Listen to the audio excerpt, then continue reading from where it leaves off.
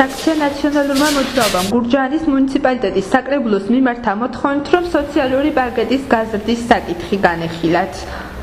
ფრაქცია ნაციონალურმა მოძრაობამ მმართველ გუნდს შესთავაზა სოციალური პაკეტის გაზრდა, გამომდინარე იქიდან, რომ თანხას, რომელსაც ერთჯერადად აძლევს მოსახლეობას ადგილობრივი ხელისუფლება, როგორც მოგეხსენებათ, იქიდან გამომდინარე, რომ ლარმა დაკარგა მყიდველუნარიანობა და თითქმის 25% არის გაუფასურებული, ჩვენ მათ შევთავაზეთ, რომ ერთჯერადი დახმარება და მთელი რიგი სოციალური პაკეტებისა ყოფილიყო გაზრდილი.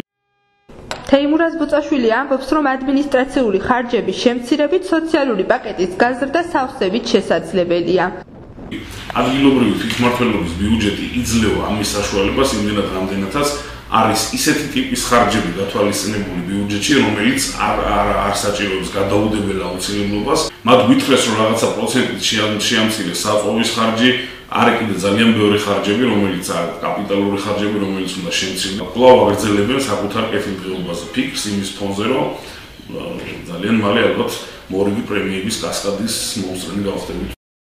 აღნიშნული მიმართა გურჯაანის მუნიციპალიტეტის საკრებულოს სოციალურ საკითხთა კომისიამ განიხილა და ნაწილობრივ დააკმაყოფილა.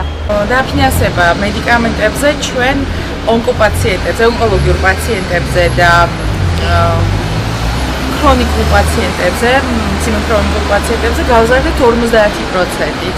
ცელიაკი დაავადებული 2 ბავშვი ყავს ჩვენს გურჯაანის რაიონში, მათი კვების ხარჯებს დავაფინანსებთ ჩვენ მთლიანად მთელი წლის განმავლობაში. და ასევე მუნიციპალიტეტის ტერიტორიაზე დაავადებული ყველა მესამე და მომდევნო შვილზე ერთჯერადად გვექნება 300 ლარიანი დაფინანსება.